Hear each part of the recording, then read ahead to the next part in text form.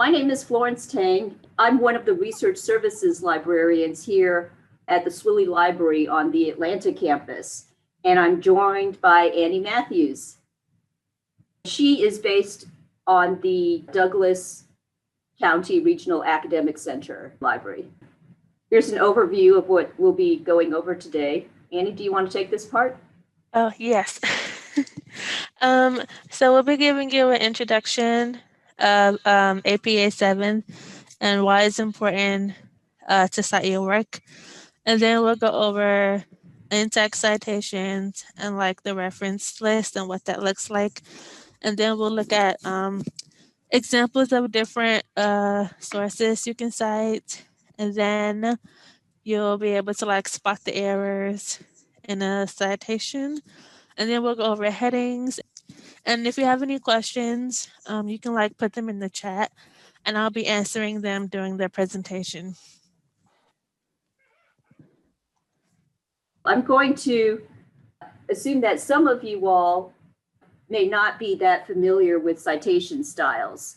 Some of you are faculty and are very familiar with why we cite and with some form of APA citation style, but some of you may be new to citing. This is a video that another library did, which I use all the time because it explains why it's important to cite your sources. So you have to write a paper. Can you hear it? And your instructor has lectured you about not plagiarizing. Do you know how to do it? Welcome to plagiarism. How not to do it. Plagiarism is simply using other people's writing or ideas without giving them credit for it. It is taking the credit yourself. If you copy the entire text from someone else, say from a website or a book, and put it in your paper as your own writing, that clearly is cheating. You didn't write the words, someone else did. It is plagiarism of the worst kind, and if you do this, you know you're cheating. But sometimes people plagiarize without intending to. When you take sections of other people's work and include it in your paper, you must let the reader know which words and ideas are yours and which ones are someone else's. One way to do this is simply to quote your source. You put quotation marks around it or block quote longer sections and say where the quote came from. But you also need to cite the source of material you use in your writing, even if you're not quoting it word for word. For instance, let's say you're writing a paper about the invasion of Normandy during World War II. Because you read that there were somewhere between 130,000 and 156,000 troops in the invasion, you write that there were about 150,000 Allied troops in the landing. While you are not quoting the source where you got this information because you are writing it in your own words, you still need to tell the reader where this information came from. You did not stand there counting troops on D-Day. 1, 2. You got the information from a source, so tell your reader. Depending on the style required, such as APA or MLA, you cite your source in the paragraph where you use the information. The same thing applies to ideas. If you're using someone else's idea, like the invasion of Normandy was one of the most important battles in American history, you should let the reader know where you got that idea. If it is your own conclusion after reading about it and studying it, then you do not need to cite a source because the source is you. It is your idea. Sometimes papers are a combination of other sources and your own ideas. That's okay. Just be sure to cite your sources and you won't be plagiarizing. The only time you do not need to cite other sources is when the information is common knowledge, like George Washington was the first U.S. president. You do not have to find a source for this since it is common knowledge. Who are you calling common? For more detailed help in avoiding plagiarism, see the links below. Why do you need to know APA style? 30% of inaccurate APA citations result from copying other inaccurate citations. If you're using Citation Manager, or if you're using, say, the APA feature on Microsoft Word, which I do not recommend anyone to do, then the computer will make mistakes. It'll just take what's inputted into, crunch it out without fixing when the title is in all caps, the title was inputted in all caps. Sometimes it'll output it that way as well. So you need to know the rules of APA style to be able to notice those problems and fix them.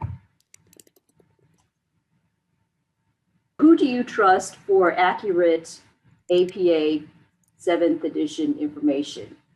Does anybody want to put it in the chat or unmute themselves? Purdue Online Owl. Yes, that is a good source. What are some other sources other than Purdue Owl? ARC here at Mercer. Yeah, the writing lab, the ARC. First, above all else, you listen to your professor. Even if your professor has APA 7th edition wrong, you still listen to your professor, because your professor is the one who is going to be grading your paper and will mark as mistakes whatever diverges from what they think should be accurate. And also your professor may have preferences that are different from APA 7th edition that they would like to see in your paper. For example, say they want, instead of the DOI, they want the URL so that they can get to the article by logging into Mercer's databases. So it's best to find out from the professor what their standards are. And then secondly, you follow the APA Publication Manual, 7th edition. We have a couple copies of it at the library. But I recommend that you purchase a copy yourself. This one is the paper-bound one. I also like the spiral-bound one because this one doesn't have the tabs. There's us, the librarians, and recommended sources like Purdue Owl. And then there's the general internet, the citation managers like EndNote, Zotero, and so on, and the database site link that you'll see on some EBSCOhost databases, ProQuest databases, and others. And another site that I want to mention is the apastyle.org website. This is the APA blog. The people who answer the questions on the APA blog are the writers of the APA 7th edition manual. So what they say is going to be very accurate. I would hold that just as a right in between number 2 and number 3 here. Here is a hardbound copy of the APA 7th edition manual. Just a disclaimer before we continue on. Any opinions we give are our own and not necessarily those of the Swilley Library or Mercer University. The opinions we give may not be consistent with each other, with me and Annie, or with ourselves. And we cannot be held liable if our opinions differ from standards held by your professor.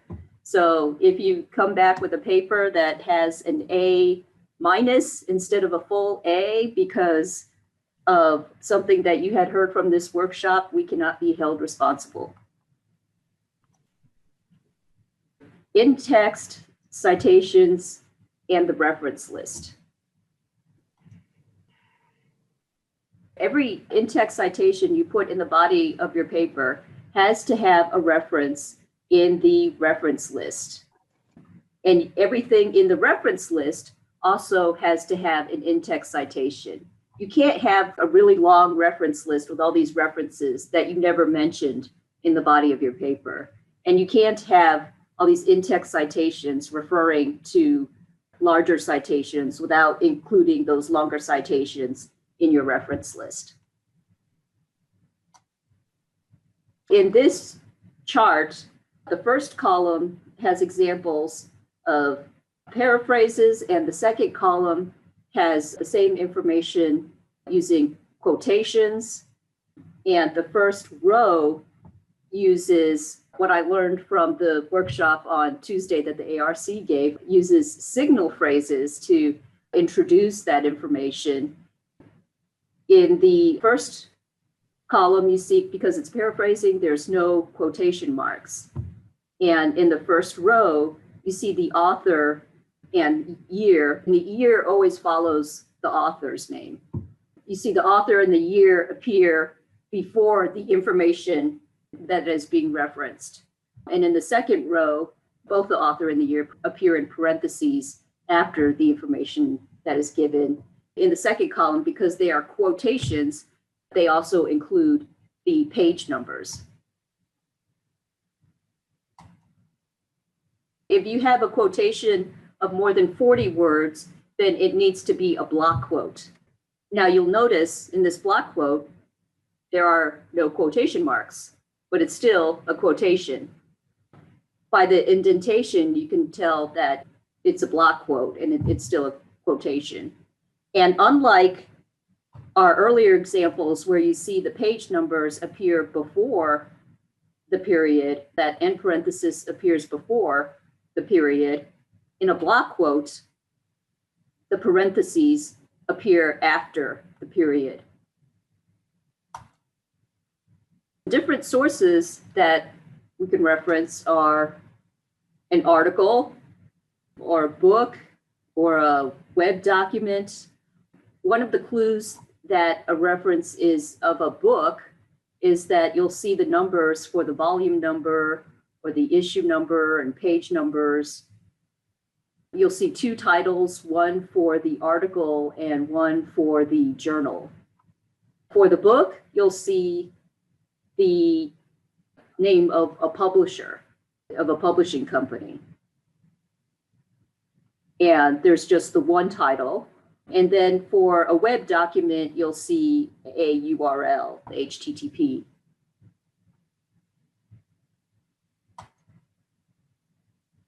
If a DOI is given, DOI stands for Digital Object Identifier, then you must include the DOI in the reference. For APA 7th edition, the DOI must appear as a URL. Before it was acceptable to not have that HTTP on there. Now you have to have it be a URL. If the DOI is not provided, you could cite the article as though it was in print, if it's like a PDF and not a web page. Here's an article that lists the DOI number on its first page, but in APA 7, you'll need to change this format so that it's a URL with HTTP in the front.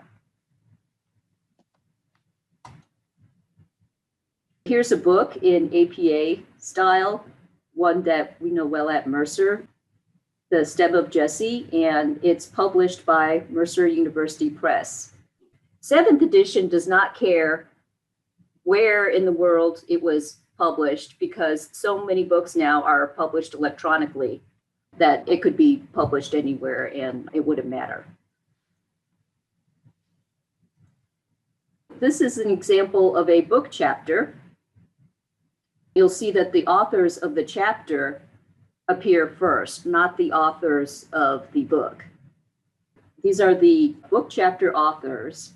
And then after you reference the chapter, you write in, and then the names of the editors with the first initials first, and then the reference to the book and the publisher of the book. And you also include the pages that the chapter appears in. Here is a book with multiple editions. So you see that 3rd edition, which is not italicized, is included before the period that comes at the end of the title.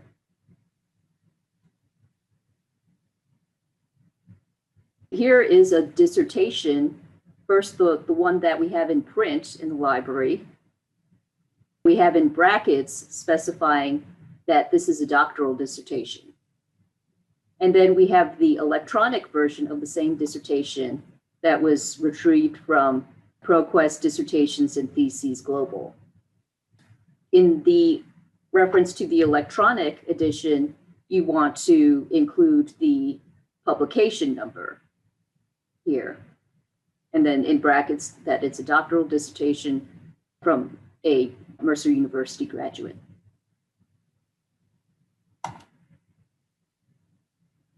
Here is a reference to a web page.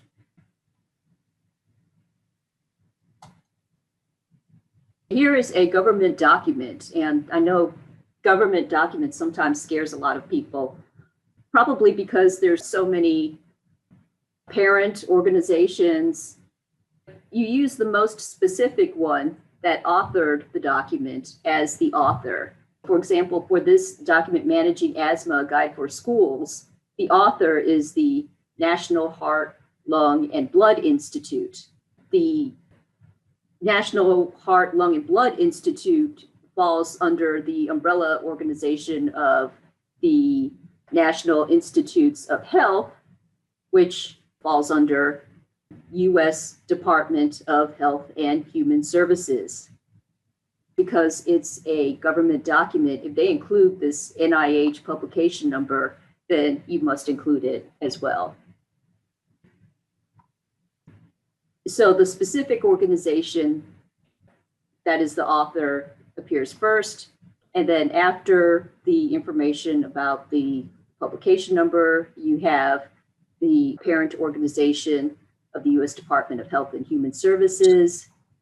And within the U.S. Department of Health and Human Services is the National Institutes of Health. If there is no publication date, then instead of putting the year in parenthesis, use the initials N period, D period, without spaces in between them. And that stands for no date. If there's no author, then you start the reference with the title. So when you alphabetize it in your reference list, the title is what's alphabetized along with all the other sources' last names. If there's no page number, then you would use the heading or section name and the paragraph number. This is a big improvement over 6th edition because when I was using 6th edition, I had to print out a very, very long article and then take a pencil and number every single paragraph in this printout and reference paragraph number 56. While under 7th edition, I can just say it's the second paragraph under such and such heading. Now we're going to do some spot the error exercises. The references you are about to see will have a mistake in them. Don't use them as examples of how to cite because we're looking for the mistakes in them. There is a mistake in this reference. Can anyone see what it is? I couldn't hear that very well, but I think she mentioned Boston being the city. And in APA 7th edition, you no longer include the location. Yeah, do not include the location in APA 7th. Here is the corrected reference without the city in the reference. What is wrong with this reference?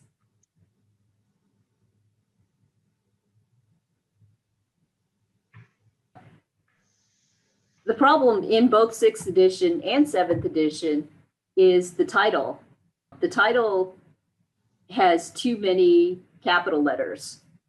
The article title in APA 6th or 7th edition should only have the first letter be capitalized. Basically, the article title would be in sentence case. So the first letter is capitalized, and then the letters after that should be lowercase. But of course, for African American, if you were to write that in a sentence, the initial A's in African American would still be capitalized. So you wouldn't change that because it's part of the title of an article. Those are the letters we need to change to lowercase. And that's what the corrected reference would look like.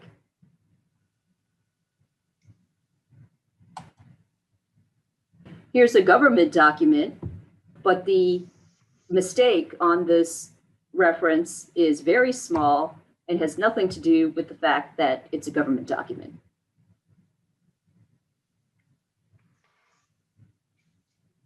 Can anyone see what that is?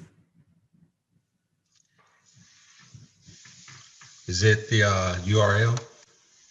Yes, Is it a period at the end of the it's the PDF? period. Yes, there's no period at the end of a URL, because if you were to copy and paste the URL and include the period at the end, that would not retrieve your document. Oh, and I was saying earlier that because this is a web page and not an article, it doesn't have a DOI. We do not include a period at the end of a URL. And here's the corrected reference with no period at the end. Headings. Chances are when you're writing a paper, depending on how long your paper is, you might not get past heading 2 or 3. If you're writing a thesis or something longer, you may have 5th level headings. It really depends on what you're writing about, how you have it organized. Don't worry if you never use a 5th level heading in your writing. You can see in the 1st level heading for the title, it would be centered, bold, and use title case capitalization. A 2nd level heading is going to be justified left, bold, and using title case capitalization. Actually, all of the headings are going to be bold using title case capitalization. That's what all 5 have in common. The difference is some are going to be centered, some are going to be justified left, some will be italicized, and some will be indented. For a 3rd level heading, it's justified left and italicized. For the 4th level heading, it's indented, ends with a period. The 4th and 5th end with a period, while the others do not. Do you consider these subheadings? Yeah, so like a 4th level heading is a subheading of a 3rd level heading. What is an example? What would you see as an example? Like do you have a paper example? This is a page from the APA 7th edition book. You can see the paper title is a heading. Within this paper title, Age and Gender Differences in Self-Esteem, it's got a 2nd level heading, which is Gender and Age Differences. Another 2nd level heading, Cross-Cultural Differences. And because these are 2nd level headings, they are justified left. You had another level 1 heading, which is the methods section, level 2 headings, participants and measures, and a 3rd level heading. And you can tell it's a 3rd level heading because it is italicized. Self-esteem is one of the sublevels under measures. A subheading under self-esteem is socioeconomic indicators, which is indented, and that's why you know it's a 4th level heading. And then underneath socioeconomic indicators is gross domestic product per capita and the Human Development Index. So these are 5th level headings, and they are italicized and they have periods behind them. Oh, and the 4th level heading also has a period after it. Here are some other changes between APA 6th and APA 7th. APA 7th allows for different font styles than just Times New Roman 12th edition. I'm so used to APA style being, Times New Roman 12th edition. It's like the first thing I do when I open up Microsoft Word. or I have it as the default font style and size. I have this handout. It's like an APA 7th edition cheat sheet. It's got some of the examples I showed you, how to cite a book or article and so on.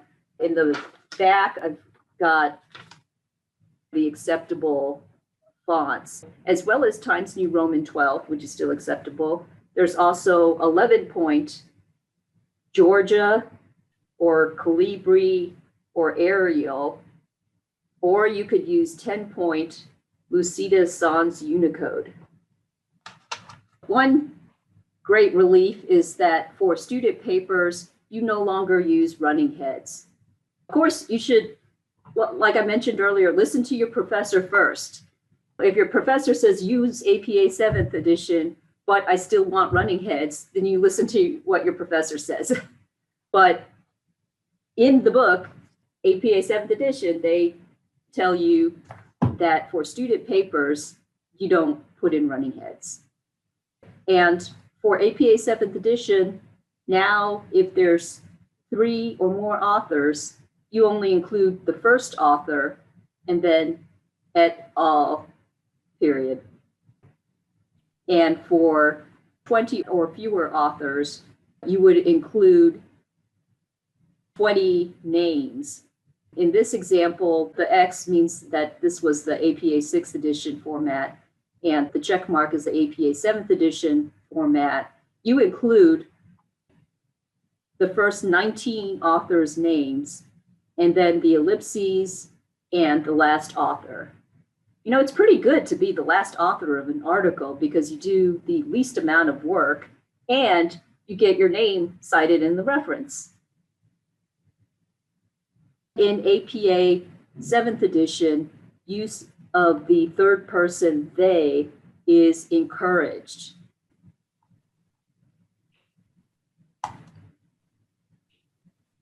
Good sources for APA help are the manual itself is the best source, and then the APA Style blog, apastyle.org. As someone mentioned, Purdue Online Writing Lab. Unfortunately, recently, the Purdue OWL website accepts advertising, and the companies that want to advertise on Purdue OWL's website include websites that claim to make your APA style references for you, and they're not always accurate. So be careful when you're using the Purdue OWL website that you're using Purdue OWL content and not one of their advertisers. Sometimes if someone asks me about a very difficult type of reference, like not one of the kinds of references that I've mentioned, I'll Google APA 7th site:/edu. That way it'll only retrieve websites that were published on pages where the address end in .edu. So that's other universities instead of companies' websites or organizations. You can always contact a librarian by going to libraries.mercer.edu and clicking on Ask a Librarian in the upper right-hand corner. There you can chat with us synchronously.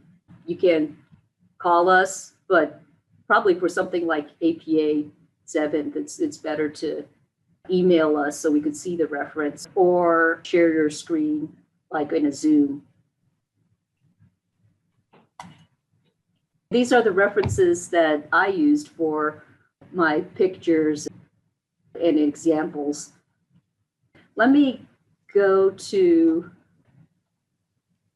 find the APA 7th edition, APA 7th site sample paper. Okay, this one, sample papers on apastyle.apa.org.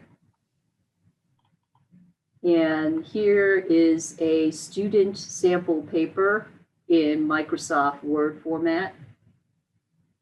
Student sample paper. Here's a sample paper, and we're going to look for some of the headings. There's the title. Here is a level 1 heading and then a level 2 heading underneath that level 1 heading. This one doesn't have a level 3 heading because it's only a 12-page paper. Now, you may write a 12-page paper that includes level 3 or 4 headings, but it may not be very likely that you get to a level 4 or 5 heading. Then this one didn't even have a level 3 heading. Here's their reference list. For the cheat sheet, to get to that, you go to Canvas. So I'm going to log into Canvas.